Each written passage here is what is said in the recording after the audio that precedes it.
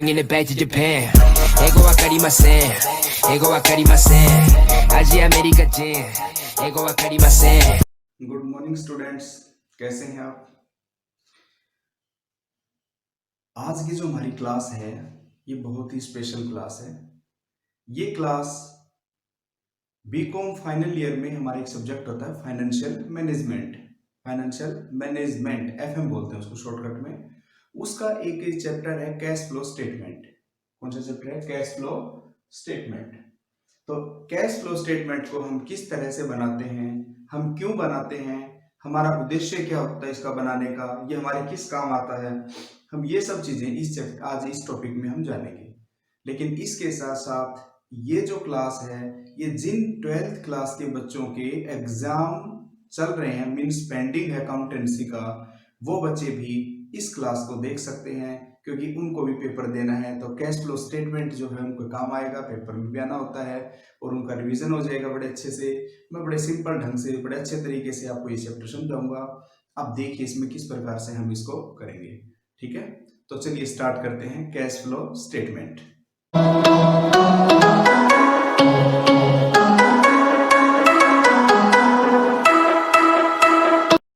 Cash flow statement इसका मतलब है कि कैश का जो फ्लो बताए वो स्टेटमेंट।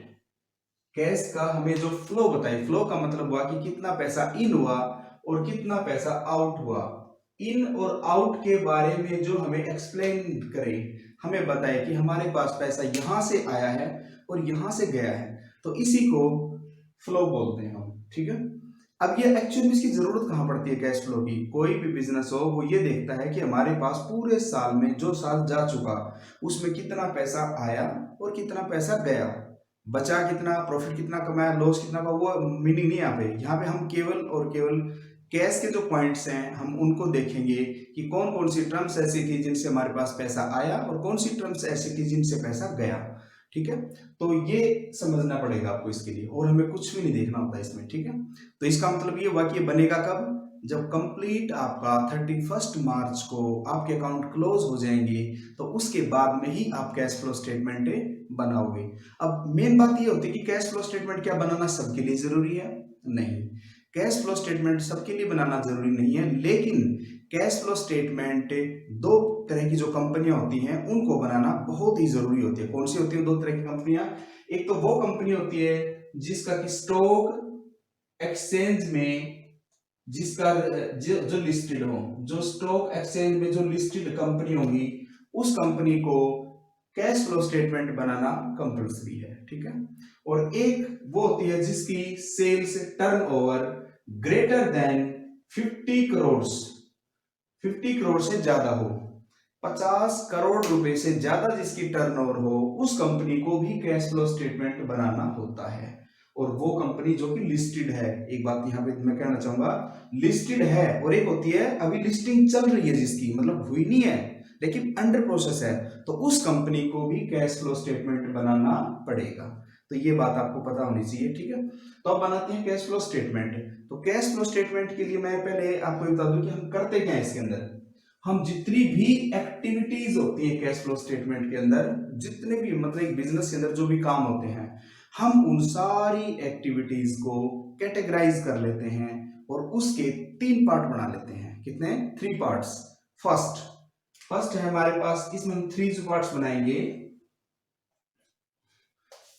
फर्स्ट पार्ट है इन ऑपरेटिंग एक्टिविटीज। क्या पॉइंट है?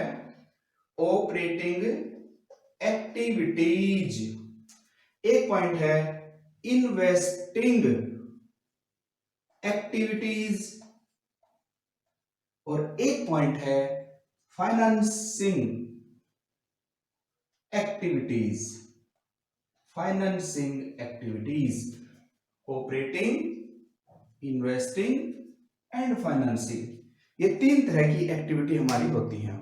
इसका मतलब है कि अगर हमें कैश फ्लो स्टेटमेंट अगर बनाना हो तो हमें 3 चीजों को बनाना पड़ेगा, ऑपरेटिंग एक्टिविटीज, इन्वेस्टिंग एक्टिविटीज और फाइनेंसिंग एक्टिविटीज। ठीक है, तीनों पॉइंट आपके ठीक होने चाहिए तो आपका क्वेश्चन करेक्ट हो जाएगा, बिल्कुल ओके। अब यहाँ पे क्वेश्चन ये उठता है कि तीनों एक्टिविटीज में किन पॉइंटों को हम लिखेंगे, कौन सी टर्म्स ऐसी होंगी, कौन सी ऐसी ट्रांजेक्शन होंगी जिनसे पैसा इन होगा या आउट होगा, और वो आएगा तो फाइनेंसिंग में आएगा या इन्वेस्टिंग में आएगा या ऑपरेटिंग में आएगा, ठीक है। तो इसको समझने के लिए मैं सबसे पहले आपको एक बेस बता देता हूं ताकि आपको बार बार किसी भी क्वेश्चन को करते टाइम कोई प्रॉब्लम ना आए, ठीक है। तो देखिए वो बेस क्या है। मैंने आपको भी 1 मिनट पहले बात बोली थी कि ये तब बनाते हैं हम जब 31 मार्च को आपका अकाउंट क्लोज हो जाता है।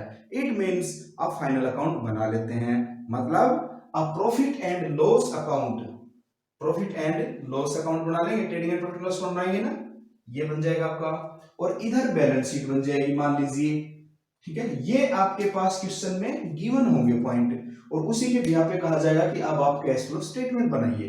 तो आपको पता है मैं मोटा मोटी लिख रहा हूं कि क्या होता है बैलेंस शीट के अंदर, यह होती है हमारे पास शेयर कैपिटल, पहला पॉइंट क्या होता है शेयर कैपिटल, फिर होता है रिजर्व एंड सरप्लस, ये मैंने आपको समझाने के लिए टी शेप में बनाया है, आजकल दूसरी शेप में बनती है, पता है ना, ठीक है। शेयर कैपिटल ये, और रिजर्व एंड सरप्लस, और एक होता है फिक्स्ड लायबिलिटी, ठीक है, और एक होता है करंट लायबिलिटी, यही होता है, ठीक है। ये नॉन करंट लायबिलिटी बोल सकते हैं उसको, ये मैंने आपको समझाने के लिए अपनी जो पढ़ते हैं वही लैंग्वेज लिख दी एक बार। इधर क्या लिखते हैं, इधर आ जाता है जैसे कैश एंड बैंक, ठीक है, और क्या आ जाता है फिक्स एसेट्स, और क्या आ जाता है करंट एसेट्स, करंट एसेट्स, और क्या आता है एक हमारे पास फिक्टिशियस एसेट्स, नाम मात्र की संपत्तियां, ठीक है, जिनको हम क्या बोलते हैं ना मिसलिनियस एक्सपेंडिचर, मिसलिनियस एक्सपेंडिचर, जैसे share issue expenses, preliminary expenses, समझ गए ना, ये कौन कौन से होते हैं, जैसे share issue expenses, preliminary expenses, debenture issue expenses, ठीक है, और discount on issue of share, discount on issue of shares और डिवेंचर, समझ लो। तो इस टाइप से जो भी पॉइंट्स होते हैं इनको हम फिक्टिशियस एसेट्स और या मतलब मिसलिनियस एक्सपेंडिचर हेडिंग में चली जाती हैं। ये वो खर्चा होता है एक तरह से जिनको हम कर चुके होते हैं और जिनका बेनिफिट हमें कई सालों तक मिलता रहता है, ठीक है।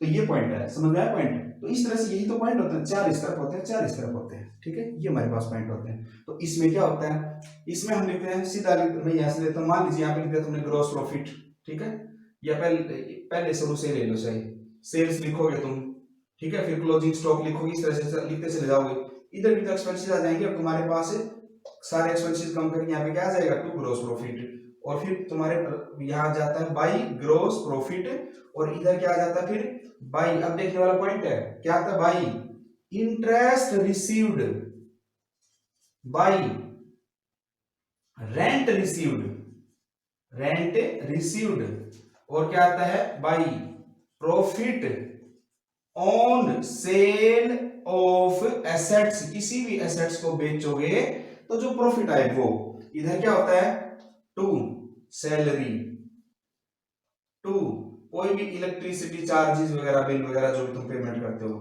टू रेंट, ठीक है, टू कमीशन, टू डेप्रीशिएशन, समझना है ये पॉइंट इसीलिए लिख रहा हूं मैं, to loss on sale of assets, to और भी बहुत सारे एक्सपेंडिचर ऐसे होते हैं, और फिर ये टोटल करके तुम, और यहाँ साइड ज्यादा मान लीजिए यहाँ पे तुम बता देते हो to net profit, to net profit. अब मेरा पॉइंट शुरू होता है, पॉइंट हम किस प्रकार से करेंगे, ये पॉइंट मैंने लिखे हैं क्योंकि आपको समझना इनको जरूरी है। मैं सीधा क्वेश्चन पॉइंट भी समझा सकता था, वो आप रटने लगते, इसके लिए मैंने बेस तैयार किया। अब क्या समझना आपको, ये देखिए, आप कोई भी क्वेश्चन आपके पास है, इसने बोला है कि आपको 3 कैटेगरी में होनी चाहिए, तो आप क्या करेंगे, एक एक पॉइंट को छांटेंगे, कौन से, तो मैं सबसे पहले तो मैं आपको ये बता रहा हूं कि कौन सा पॉइंट किस कैटेगरी में आएगा, तभी तो लिख पाओगे। तो सुनिए ध्यान से, एसेट्स पे आ जाइए पहले। ये जो फिक्स एसेट्स है ये हमारी इन्वेस्टिंग एक्टिविटीज है, कौन सी एक्टिविटीज है, इन्वेस्टिंग एक्टिविटीज, ठीक है। इधर भी अगर फिक्स एसेट्स है तो इधर फिक्स लायबिलिटी होगी, अब फिक्स लायबिलिटी ले लो, फिक्स लायबिलिटी का मतलब है लंबे समय के लिए हमने जो पैसा ले रखा है, चाहे वो किसी से भी ले रखा हो, चाहे मालिकों से और चाहे बाहर से। तो ये तो हो गया बाहर से ले पैसा, तो मालिकों का पैसा कौन सा हो गया, ये पैसा। इसका मतलब है लॉन्ग पीरियड के लिए हमने जो भी पैसा लिया हुआ है, चाहे वो हमारा और चाहे हमने किसी और से लिया हो, ठीक है। तो अपना तो कैपिटल होगी और किसी और का फिक्स लायबिलिटी होगी, समझ गए। तो ये पैसा, ये दोनों पॉइंट जो हैं, ये दोनों पॉइंट हमारे पास फिक्स, ये फाइनेंसिंग एक्टिविटीज में आ जाएंगे। किस में आ जाएंगे, फाइनेंसिंग एक्टिविटीज में। सबसे पहले मैं कैटेगरी बना रहा हूं आपको समझाने के लिए कि कौन सा पॉइंट कहां आता है। तो आप फिक्स एसेट्स का पॉइंट इन्वेस्टिंग में आ जाएगा, ये पॉइंट और ये पॉइंट दोनों यहां आ जाएंगे, समझा पॉइंट। अब इस दो पॉइंटों को छोड़कर, तीनों को छोड़कर बाकी जितना भी बच गया सब कुछ है, पॉइंट समझ में, जितना भी पॉइंट बच गया सारे के सारे पॉइंट्स ऑपरेटिंग एक्टिविटीज में आएंगे। किसमें आएंगे, ऑपरेटिंग एक्टिविटीज में आएंगे। आगे समझ में, इसको छोड़ दीजिए, ये बताता हूं, क्योंकि ये हम कोई भी अकाउंट बनाते हैं, कोई भी अकाउंट, मशीन अकाउंट बनाएंगे तो मशीन को छोड़ देंगे, बाकी चीज लिखी, मतलब बैलेंस शीट चाहिए ना हमें। तो ये तो इस पॉइंट को छोड़ दीजिए, क्योंकि हम कैश फ्लो स्टेटमेंट बना रहे हैं। इन तीनों एक्टिविटीज से जितना पैसा आएगा उसमें हमारे पास कितना पैसा शुरू में हो जोड़ दो तो क्लोजिंग बैलेंस आ जाएगा। तो इसलिए इसको छोड़ दीजिए आप, इस पॉइंट को किसी में नहीं लिखेंगे, ध्यान रखना, ये पॉइंट किसी में नहीं आएगा, इन तीनों एक्टिविटीज में किसी में भी नहीं आएगा। समझ में आया पॉइंट। तो कितना आसान है, क्या बताया मैंने कि इन्वेस्टिंग फिक्स एसेट्स और फाइनेंसिंग में फाइनेंस रिलेटेड, फाइनेंस का मतलब अपना पैसा और बाहर का पैसा, और बाकी जो भी कुछ आपको दिखाई दे रहा है सारा का सारा इन्वेस्टिंग एक्टिविटीज में। तो इसको बताने का मतलब ये हुआ, यहाँ पे जब तुम क्वेश्चन करोगे तुम्हारे पास कोई पॉइंट आ जाता है तो तुम्हारा कंफ्यूजन दूर हो जाएगा कि पॉइंट आएगा तो आएगा कहाँ पे। तो ये बात तो क्लियर होगी, या तो इन्वेस्टिंग में आएगा या फाइनेंसिंग में। क्या कैसे आएगा तुम्हें पता है, इन्वेस्टिंग में क्या आएगा, इन्वेस्टिंग में तो ओनली एसेट्स आएगी, खरीदोगे या बेचोगे। एसेट्स को क्या कर सकते हो, या तो खरीदोगे या बेचोगे। तो इन और आउट दोनों चीजें देखती है ना, देखिए ना, मैं इन कब हुआ, अगर एसेट्स को हमने परचेज किया तो पैसे गए, तो इसका मतलब है आउट माइनस। और परचेज को, एसेट्स को अगर हमने सेल किया तो इसका मतलब है पैसे आ गए, तो इसका मतलब है प्लस, मतलब इन हो गए। तो बस इस तरह से हमने पैसा देखना है। अब इसमें आ जाओ, कैपिटल और फाइनेंसिंग एक्टिविटीज में हम किस प्रकार से देखेंगे। कैपिटल और फाइनेंसिंग एक्टिविटीज में पैसा, मान लीजिए मेरे पास शेयर है पहले 1 लाख रुपए के, लेकिन अब मेरे पास क्लोजिंग टाइम में आ गए 1.5 लाख रुपए के। इट मींस 50,000 का शेयर, मेरे 50,000 पैसा मेरा इंक्रीज हो गया। इंक्रीज होने का मतलब हुआ कि मैंने पब्लिक से पैसा ले लिया। इसका मतलब है इनमें नेगेटिव रिलेशन याद रखो, अगर ये बढ़े तो आप इनको, मतलब यहां भी दो चीज देखेंगे ना, इन और आउट। इन मतलब प्लस कब होएगा और माइनस कब होएगा, ठीक है। तो अगर ये इंक्रीज होता है तो इसका मतलब है आप इसको इंक्रीज कर दीजिए, पैसा आएगा, ठीक है। और अगर ये डिक्रीज हो तो आप इसको माइनस कर दीजिए, समझ गए। इसकी एक समरी बनाऊंगा मैं, अभी बेस बता रहा हूँ बस आपको, ठीक है। तो अगर लायबिलिटी कम हो जाती है, जैसे एग्जांपल के लिए पहले हमारे पास डिवेंचर बैंक लोन दे रखे हैं 1 लाख रुपए की, और लास्ट डेट को बैंक की वैल्यू बैंक लोन की value they the 80,000, it means 20,000 की हमने पेमेंट कर दी। पेमेंट का मतलब है पैसे चले गए, तो इसका मतलब है कम हो गए। फाइनेंसिंग एक्टिविटीज में लिखो और माइनस कर दो, ठीक है। तो इस तरह से एक ही बात है कि जो पैसा आएगा वो तो प्लस करना है, करना कहां पे है वो आपको देखना है कि इसमें आएगा या इसमें आएगा या इसमें आएगा। जो पैसा चला गया वो माइनस करना है, सिंपल सा हिसाब है, ठीक है। ये पॉइंट हो गया क्लियर, पक्का। अब एक पॉइंट और देखिए आप इसमें। अब ये जो पॉइंट है मैं एक बार इनको हटा रहा हूं यहां से, ठीक है, ताकि आपको बहुत कुछ समझ में आ जाए। ये लीजिए, मैंने ये पॉइंट छोड़ दिए हैं जो इन्वेस्टिंग के पॉइंट थे, जिससे कि आप कंफ्यूज ना हो। मैं एक बार इनको हटा रहा हूं यहां से, ठीक है। ये लीजिए, हटा दी मैंने, ठीक है। ये अब क्या दिखाई दे रहा है आपको, अब जो भी पॉइंट दिखाई दे रहा है इसका मतलब सारे के सारे ऑपरेटिंग में आएंगे। वो किस में आएंगे, ऑपरेटिंग में आएंगे, पर कुछ कंडीशंस को बताऊंगा ध्यान में, जैसे इन पॉइंटों की। लेकिन अब ये देख लीजिए कि जो भी पॉइंट बच गया सारे के सारे पॉइंट इन ऑपरेटिंग में आएंगे, समझ गए। अब ऑपरेटिंग का मतलब क्या हुआ समझिए आप। ऑपरेटिंग हम बता रहे हैं cash flow from operating activities, business को ऑपरेट करने से हमारे पास कुल पैसा कितना आया और कुल पैसा कितना गया, ये बात देखते हो। तो हमने प्रॉफिट एंड लॉस अकाउंट बनाया था और हमने बता दिया कि हमने 1,00,000 रुपए कमा लिए। कितने लाख रुपए कमा लिए? 1,00,000 रुपीज हमने अर्निंग कर ली। प्रॉफिट हो गया हमारा नेट प्रॉफिट। ठीक है, अब इसका मतलब तो ये हुआ कि 1,00,000 रुपए हमारे पास आ गए, ये मीनिंग हुआ। लेकिन नहीं, प्रॉफिट एंड लॉस अकाउंट और ऑपरेटिंग एक्टिविटी दोनों में डिफरेंस है। इस 1,00,000 रुपए का मतलब ये बिल्कुल नहीं है कि 1,00,000 रुपए आपके पास आए हैं, ये मतलब बिल्कुल नहीं है। हाँ, कमाए हैं ये हो सकता है। क्यों? तो अब इसका मतलब क्या हुआ कि आप इस पॉइंट को पकड़ लीजिए 1,00,000 रुपए को, और इस पॉइंट को 1,00,000 रुपए कैसे निकाला आपने? जितने भी इधर वाले पॉइंट है इनको तो माइनस किया गया है और इधर वाले पॉइंटों को इस अमाउंट में प्लस किया गया था, तब जाके 1,00,000 आया था।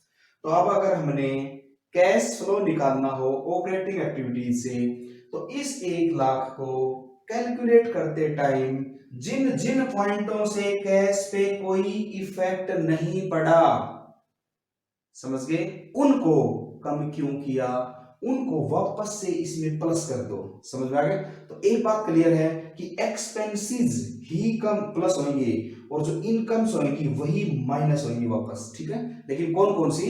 एक दो बातें याद रखनी है। एक तो इसमें एक्सपेंसेस या इनकम कोई भी वो कम होगी जिसका रिलेशन कैश से नहीं है। ठीक है, हमने वैसे ही कर रखा है। Example, depreciation. डेप्रीशिएशन हमारे लिए लॉस है, कोई एक्सपेंडिचर नहीं, खर्चा नहीं, मतलब एक्सपेंसेस नहीं है, खर्चा नहीं, हमने किसी को दिया नहीं है, हमने मान लिया है कि हमारी एसेट्स इतनी खर्च हो गई, तो ये कोई किसी को पेमेंट थोड़ी करी हमने, लेकिन लॉस है। लेकिन यहां तो हमने बताया, तो इसका मतलब क्या हुआ कि इससे कोई पैसा, हमारी इस ट्रांजैक्शन से कोई पैसा नहीं गया, तो इसका मतलब इसको वापस प्लस करो। मेरी बात समझ में आ गई होगी। दूसरा point, loss on sale of assets. किसी एसेट्स को आपने बेच दिया, वहां नुकसान हो गया, तो वहां नुकसान हो गया, उस नुकसान को भी आप, अगर कोई चीज 1,00,000 की थी और मैंने उसको 60,000 में बेच दिया, तो 60,000 पे मेरे पास आ गए, लेकिन 40,000 का जो मेरा घाटा हुआ वो मैंने यहां दिखा दिया। अब आप सोच के देखिए, क्या उस घाटे से कोई ट्रांजेक्शन हुई? हमारी पैसा आया गया है, 60 है तो ले लिए, इसका मतलब वो 40 जो यहां दिखा रखे हैं उससे भी कैश पे कोई इंपैक्ट नहीं है। समझ गए? तो इसका मतलब ये हुआ कि जो नॉन कैश आइटम है, एक वो और एक वो एक्सपेंसेस जिसका बिजनेस से कोई रिलेशन नहीं है, उन सब चीजों को हम वापस प्लस कर देंगे। ठीक है, और इसी तरह से कोई भी इनकम जो बिजनेस की इनकम नहीं है उसको प्लस क्यों किया भाई? हम तो इस बिजनेस की ऑपरेटिंग देख रहे हैं, दुनिया की थोड़ी टोटल। कैसे? इंटरेस्ट रिसीव्ड, इंटरेस्ट आपको कब मिला? इंटरेस्ट आपने कहीं पैसा इन्वेस्ट किया हुआ है, इन्वेस्ट मतलब शेयर इन्वेस्टमेंट, या था ना वो फिक्स इन्वेस्टमेंट, यहाँ था फिक्स एसेट्स में इन्वेस्टमेंट है, उस इन्वेस्टमेंट पे ऊपर ब्याज मिला है, वो तो ये इनकम है। तो अगर तुम बिजनेस ना करो, वो ब्याज तो तुम्हें तब भी मिलना है, इसका मतलब उसका इससे क्या रिलेशन है? तो इसका मतलब है ये पैसा यहाँ गलत ऐड है, ये पैसा ऐड नहीं होगा। समझ गए? इसी तरह से रेंट रिसीव्ड, तुम्हारा कोई बिल्डिंग है, भवन है, उससे किराया मिला है, तो बिजनेस ना करो, किराया तो फिर भी मिलना है, ये क्यों जोड़ रखे है इसमें? इसको माइनस करो। Profit on sale of assets, किसी एसेट्स को तुमने बेच दिया, जैसे सेल को वापस प्लस किया था लॉस को, तो प्रॉफिट को इसमें ऐड क्यों कर दिया भाई? तो इसको भी वापस माइनस करिए। समझ में आ गई? इसका मतलब है ऑपरेटिंग एक्टिविटीज में जो ये प्रॉफिट है, हमने इस प्रॉफिट को लेना है और वापस से करेक्ट करना है। इसमें जो एक्चुअल में जो जैसे सैलरी है भाई, रियल में हमने पेमेंट करी, कम होनी चाहिए तो हो गई। ठीक है, इलेक्ट्रिक चार्जेस है, कोई रेंट है और कुछ इस तरह से जो खर्चा दिया वो सारे कम होने चाहिए, लेकिन जिनका बिजनेस से रिलेशन नहीं है और जो नगद में नहीं दिए गए उनको क्यों कम किया? उनको वापस ऐड करेंगे। ठीक है, तो ये पॉइंट हो गया हमारा कैश फ्लो ऑपरेटिंग एक्टिविटीज का। ठीक है, तो ये तो हुआ इसका पॉइंट, समझे? अब मैं साथ में बता रहा हूं कि जैसे इंटरेस्ट मिला आपको इन्वेस्टमेंट पे, तो आप ये देखिए इन्वेस्टमेंट यहां तो क्या करेंगे, हम वापस माइनस कर देंगे, तो ये फिर आएगा कहां पे? इंटरेस्ट रिसीव्ड, जहां पे इसका इन्वेस्टमेंट लिखा हुआ है। इन्वेस्टमेंट कहां आता है? इन्वेस्टिंग एक्टिविटीज में। तो इसका मतलब सीधा सा है कि ये इंटरेस्ट रिसीव्ड जो है इन्वेस्टिंग एक्टिविटीज में चला जाएगा। समझ गए? दूसरा पॉइंट, रेंट रिसीव्ड, अगी प्रॉफिट, ये तो चलो सीधे से, और कोई ले लीजिए, जैसे हाँ ये इस इधर का पॉइंट लीजिए, इंटरेस्ट पेड ले लीजिए, इंटरेस्ट पेड ऑन डिबेंचर। तो डिबेंचर के ऊपर या बैंक लोन के ऊपर कोई इंटरेस्ट दिया है, तो यहाँ माइनस है, यहाँ पे वो क्यों लिखा गया, तो इसको क्या करेंगे, वापस से प्लस कर देंगे, ठीक है। और उस पैसे को कहाँ लिखेंगे, डिबेंचर को कहाँ लिखा तुमने, फाइनेंसिंग एक्टिविटीज में, तो वहां दिखाइए फिर उसको। समझ में आ गया पॉइंट। तो इस तरह से हम बनाएंगे। तो ये तो हो गए इसके पॉइंट। तो अब ये जो बच गई रामायण, इनका क्या करेंगे हम, अब सुनिए। Reserve and surplus. Reserve surplus का मतलब होता है, रिजर्व का मतलब होता है कि हर साल जितना पैसा हमने कमाया है, उस कमाए हुए पैसे में से जो हमने रख लिया वो रिजर्व है, ठीक है। इसमें क्या क्या आते हैं, reserve, general reserve, capital reserve, capital workman compensation fund वगैरह, ये जो पॉइंट्स आते हैं इसमें, तो ये सब रिजर्व सरप्लस में आते हैं। तो इन पॉइंटों में हमने पैसा ट्रांसफर किया ना पैसा ट्रांसफर, तो इसमें पैसा ट्रांसफर कर दिया, तो जो पैसा ट्रांसफर हो चुका है उसने भी तो प्रॉफिट को कम किया है, तो उस ट्रांसफर वाले पैसे को वापस ऐड करेंगे। तभी तो मान लीजिए यहाँ मैं कहता हूँ 1 लाख बच गया मेरे पास, अरे यहाँ जो तुमने अलग से उठा के रख दिए तो 20,000 रुपए खाने में, वो भी तो रखो, वो भी तो तुम्हारा प्रॉफिट है, तो वापस जोड़ोगे। इसका मतलब है इस रिजर्व एंड सरप्लस में जितना भी पैसा आपने ट्रांसफर किया है वो वापस इसमें ऐड हो जाएगा। समझ गए। अब इधर आ जाइए, अब 2 पॉइंट और ये पॉइंट है, जैसे रिजर्व एंड सरप्लस तो प्लस हो गया, और इसी तरह से ये मिसलिनियस एक्सपेंडिचर में जो भी पैसा ट्रांसफर किया गया है, ठीक है, राइट ऑफ करते हो तुम इनको।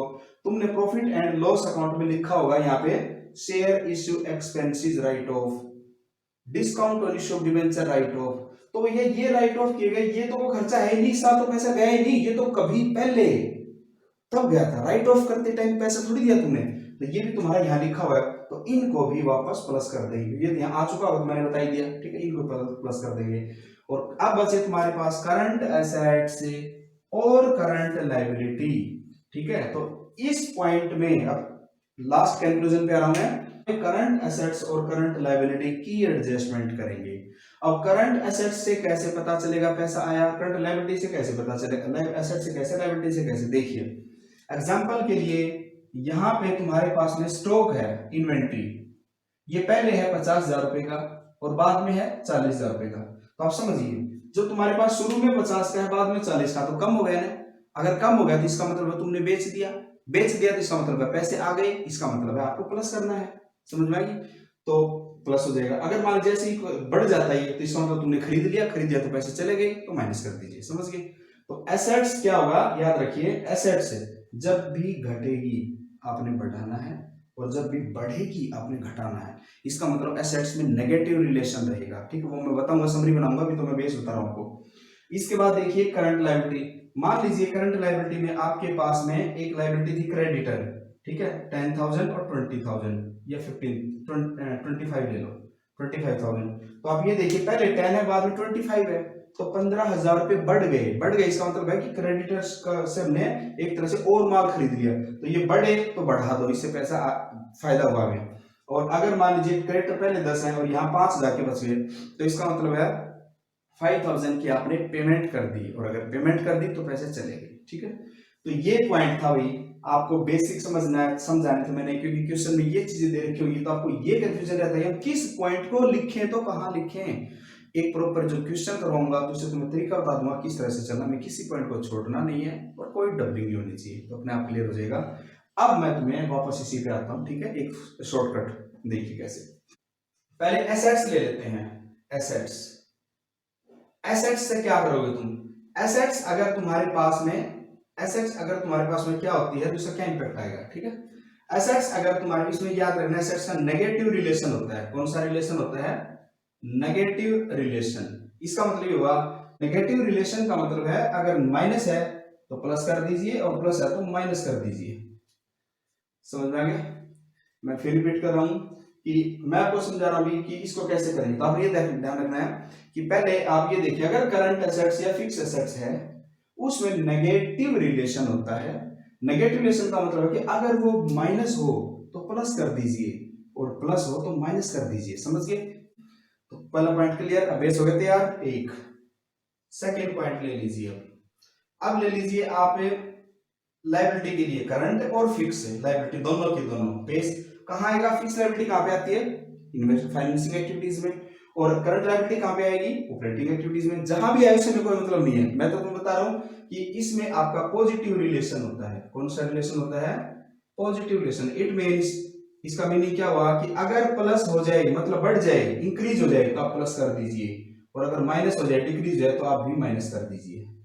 समझ में आ गया पॉइंट। इसकी जगह अगर चाहो तो आप ये लिख सकते हो कि अगर मान लीजिए ये डिक्रीज होती है तो प्लस करेंगे और इंक्रीज होती है तो माइनस करेंगे। यहां पर इंक्रीज होती है तो प्लस करेंगे और डिक्रीज होती है तो माइनस कर देंगे। अब क्लियर हो पॉइंट। तो ये था, कितना आसान पॉइंट है, देखो करंट एसेट्स और करंट लायबिलिटी के लिए, ठीक है।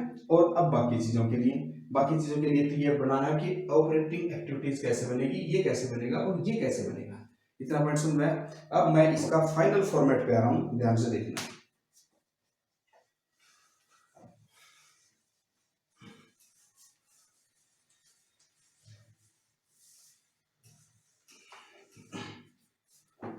कैश फ्लो स्टेटमेंट आपने करना क्या है, आपने पहले एक कॉलम बना लेना है और एक कॉलम इधर बना लेना है। इस कॉलम में कुछ नहीं लिखोगे, याद रखना भी। हमारे पास टोटल हेडिंग कितनी होती है, 3, ऑपरेटिंग, इन्वेस्टिंग और फाइनेंसिंग, 3 होती है ना। तो इसका मतलब है 3 ही अमाउंट आएंगे इसमें। तो सबसे पहले पॉइंट क्या लिखोगे तुम, ए पॉइंट ले लो आप निकालोगे कैश फ्रॉम ऑपरेटिंग एक्टिविटीज, ये मेन हेडिंग हो गया। वहां पे जो भी प्लस माइनस करके निकालोगे, इसका जो फाइनल रिजल्ट आएगा वो फाइनल रिजल्ट आप यहां लिखोगे। आगे समझ में, एक पॉइंट का। ऐसे ही दूसरा ले लीजिए, कैश फ्रॉम इन्वेस्टिंग एक्टिविटीज, ठीक है। इसका जो भी प्लस माइनस करके रिजल्ट आएगा, मान लीजिए यहां तक है, ये पॉइंट यहां ले लीजिए, ठीक है। इसी तरह से सी पॉइंट है आपके पास, cash from financing activities. Financing activities से जो भी पॉइंट आएगा, पैसा आएगा, ठीक है, वो आप फाइनल में यहां ले लीजिए। तो इस तरह से 3 पॉइंट, 3 फाइनल अकाउंट में केवल 3 ही पॉइंट आएंगे, ठीक है। और क्या आएगा, फिर ऐड करोगे, लास्ट में ऐड करोगे, क्या करोगे, ओपनिंग बैलेंस ऑफ कैश और कैश इक्विवेलेंट। कैश की इक्विवेलेंट जो भी अमाउंट होती है, कैश का मीनिंग क्या है, कैश इक्विवेलेंट का क्या, ये बताता हूं। तो ये तीनों पॉइंट करने के बाद मैंने कहा था ना, बैलेंस शीट बनाते टाइम मैंने कहा था कैश वाले पॉइंट को छोड़ देना। तो मान लीजिए यहां ओपनिंग दे रखी है, ये क्लोजिंग है, तो इस पॉइंट को आप यहां पे लिखोगे। तो मैंने तीनों एक्टिविटीज से साल में 40,000 रुपए कमाए, 40,000 रुपए का इन हुआ मेरे पास में, कैश का कमाएंगे, 40,000 रुपए इन हुए। ओपनिंग बैलेंस मेरे पास 20,000 है, इट मींस क्लोजिंग में 60,000 रुपए होने चाहिए नहीं, तो यहाँ पे 60,000 मिलेगा आपको लिखा हुआ। तो यहीं पे आपके क्वेश्चन की चेकिंग हो जाती है कि आपने क्वेश्चन ठीक किया है कि गलत किया है। समझ में आ गया पॉइंट। कैश और कैश की इक्विवेलेंट का मतलब होता है कैश और या कैश के जो बराबर की बराबर अहमियत रखता हो। जैसे जिनको नगद में, मान के चलो नगद ही हो, पैसा क्या क्या हो सकता हो, अगर आपके पास कोई चेक हाथ में है, ठीक है, अगर आपके पास कोई डीडी है, अगर आपके पास कोई बैंक का बैलेंस है, और एक पॉइंट और इंपॉर्टेंट है, short term investment. Short term investment current assets होती है ना, उस करंट एसेट्स को हम ऑपरेटिंग में नहीं लेंगे, वो ऐसे ही मानेंगे जैसे कैश है। समझ में आ गई, उनका ओपनिंग बैलेंस जोड़ दिया जाएगा और यहाँ पे लिख देंगे। क्लियर।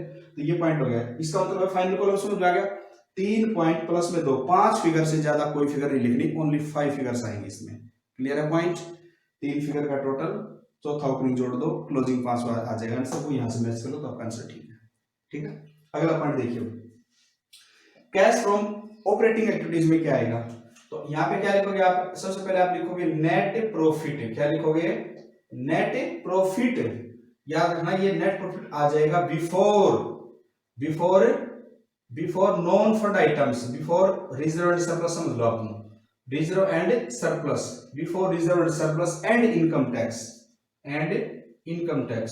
और इनकम टैक्स से पहले का। ये बिफोर क्यों वर्ड यूज किया, इसका मतलब ये होगा कि जो हमने प्रॉफिट लिया था, जो 1 लाख रुपए लिया था, वो तो बाद का इनकम, तो इन सब चीजों को वापस, तो एक वर्किंग नोट बना लीजिए, नीचे नोट नंबर डाल दीजिए, ठीक है, नोट नंबर 1। तो नोट नंबर जब नीचे डालोगे, मान लीजिए ये तुम्हारे पास नोट नंबर 1, ठीक है, यहाँ तो लिखोगे प्रॉफिट, साल में जितना कमाया था, 1 लाख का था प्रॉफिट, 1 लाख रुपए, उसमें ऐड कर दीजिए। अब ऐड कर दीजिए transfer to general reserve, transfer to capital reserve, ठीक है, और कोई income tax paid, income tax made during the year, propose dividend, ये जो आपने किए हैं सारे के सारे पॉइंट यहाँ पे प्लस कर दी जाएंगे। ठीक है, ये प्लस होने के बाद जो ये पॉइंट आएगा, इस पॉइंट को यहां लिख दो, यहाँ पे आ जाएगा पॉइंट। आगे समझ में, तो इस पॉइंट को तुम यहां लिखोगे। अब जो वो प्रॉफिट वाला पॉइंट था, आप क्या करोगे, कुछ पॉइंटों को तुम ऐड करोगे, कुछ पॉइंटों को तुम लेस करोगे। ऐड कौन कौन से होंगे, वही पॉइंट जैसे loss, on sale of assets, क्या हो जाएगा, loss on sale of assets plus हो जाएगा वापस, तो प्रॉफिट क्या हो जाएगा, profit on sale of assets को माइनस कर दो, थोड़ी स्पेस दे देना, ठीक है।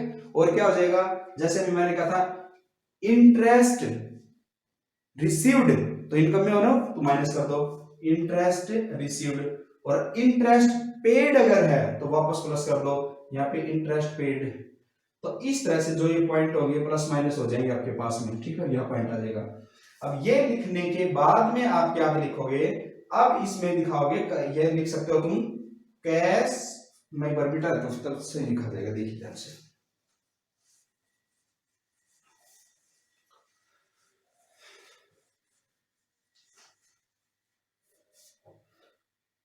अब ये लिखने के बाद में ये पास तुम्हारे पास में पैसा आ जाएगा, ये आ जाएगा cash from operating activities but before working capital, और वर्किंग कैपिटल दो पॉइंट होते हैं, करंट एसेट्स और करंट लायबिलिटी। इसका मतलब ये हुआ, ये कहना चाह रहा है कि आपके पास कैश फ्रॉम ऑपरेटिंग एक्टिविटीज आ गया, लेकिन अभी तक करंट एसेट्स और करंट लायबिलिटी का एडजस्टमेंट इसमें नहीं किया है, तो फिर लिख दीजिए ऐसे ही ऐड और थोड़ी स्पेस छोड़ के लेस, ठीक है।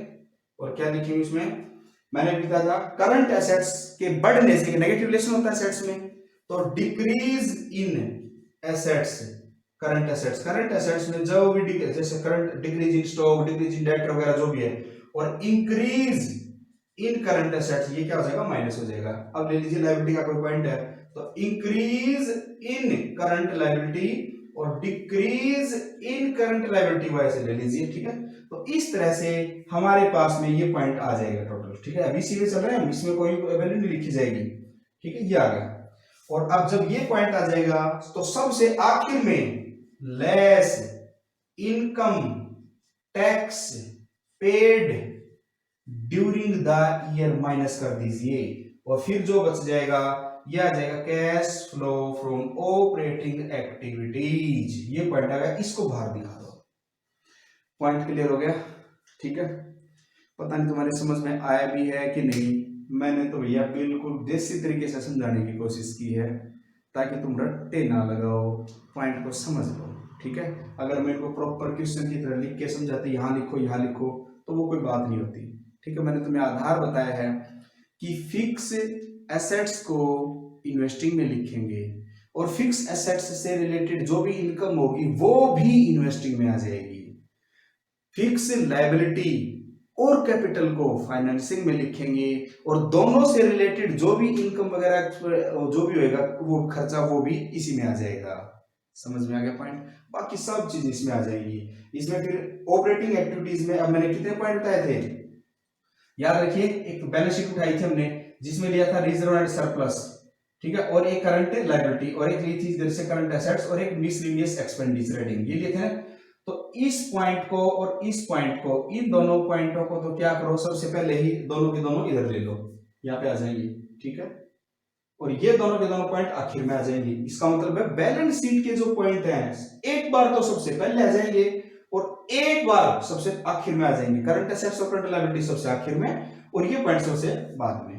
इसका मतलब है जो बीच की जो रामायण बच गई, बीच की रामायण, ये आपको प्रॉफिट एंड लॉस अकाउंट से लेनी है। किसे लेनी है, प्रॉफिट एंड लॉस अकाउंट से, जैसे ये पॉइंट थे, ठीक है। तो कितना आसान है, और प्रॉफिट एंड लॉस अकाउंट में याद रखना है कि वो जो एक्सपेंसेस साइड में लिखे हुए हैं उनको तो हमने वापस प्लस करना है, और जो इनकम साइड में लिखा उनको वापस माइनस करना है, ठीक है। और तो कुछ है नहीं, अब बताओ कैसे भूल जाओगे, ठीक है। कितना आसान बता दिया है कि बैलेंस शीट है, आप दिमाग में रखिए कि एक इधर का ऊपर वाला पॉइंट रिजर्व सरप्लस, तो उधर का आखिरी पॉइंट, इन दोनों के जो पैसे हैं उनको आप सबसे पहले लिख दो, और करंट एसेट्स करंट लायबिलिटी को सबसे आखिर में ले लो ऑपरेटिंग में। अब जो बीच में बच गया वो प्रॉफिट लॉस से ले लो, पहले बन गया काम, ठीक है। बताइए क्या चाहिए। ये इनकम टैक्स जो है ये आपने एक बार ऐड किया था ऊपर, यहाँ पे ऐड किया हुआ ना वर्किंग नोट में, यही वापस सर की एक बार वापस माइनस कर दें। क्यों? क्योंकि इनकम टैक्स पेमेंट किया है, नेट प्रॉफिट निकालने के लिए एक बार हमने वापस जोड़ा कि देख लेते हैं, और जो पेमेंट किया इनकम टैक्स पेड, पेड का मतलब पैसा चला गया तो आखिर में कम कर दो इसको। तो इस तरह से हमारे पास ये था भाई ऑपरेटिंग एक्टिविटीज को किस तरह से हम मेंटेन करते हैं, ठीक है। अब फाइनेंसिंग एक्टिविटीज और इन्वेस्टिंग एक्टिविटीज में कुछ नहीं है, लिखेंगे। मान लीजिए मैंने लिखा cash from investing activities, sale of asset investment, तो आपको कुछ नहीं देखना, आप ये देखो एसेट्स है ना, एसेट्स बढ़े तो कम कर देना और एसेट्स कम हुए तो बढ़ा देना। इसी तरह से लायबिलिटी बढ़े तो कम कर देना, घटे तो घटा देना, बस इतना काम करना है, समझ गए। और यहाँ भी क्योंकि इसमें पॉजिटिव रिलेशन होता है और इसमें फिर तीनों पॉइंट आ जाएंगे, टोटल करके आप अपना क्वेश्चन कर लेंगे, ठीक है। तो ये एक सिंपल था, ये इनडायरेक्ट में दो मेथड होते हैं इसके, डायरेक्ट मेथड और इनडायरेक्ट मेथड। ये मैंने आपको इनडायरेक्ट मेथड से करवाया है, ठीक है, समझ गए। तो अब आगे मैं तुम्हें कुछ एडजस्टमेंट दी होती हैं, अगली क्लास में मैं आपको बताऊंगा कि एडजस्टमेंट कैश फ्लो स्टेटमेंट में किस तरह से करते हैं। जैसे नीचे दे दिया एक्यूमुलेटेड डेप्रिसिएशन या income tax made paid during the year, proposed return, उन सबको हम किस तरह से मेंटेन करेंगे, ठीक है। तो विदाउट एडजस्टमेंट मैंने आपको एक पॉइंट बता दिया। नेक्स्ट क्लास में हम करेंगे सारे एडजस्टमेंट किस तरह से हैं, उनको किस तरह से सॉल्यूशन होगा, ठीक है। तो आपको समझ में आ गया होगा। एक बार क्लास को दोबारा देख लीजिए, मैंने कोई क्वेश्चन नहीं करवाया है, आपको बेस बताया, उसकी बैकग्राउंड बताई है, ठीक है। चलिए, थैंक यू।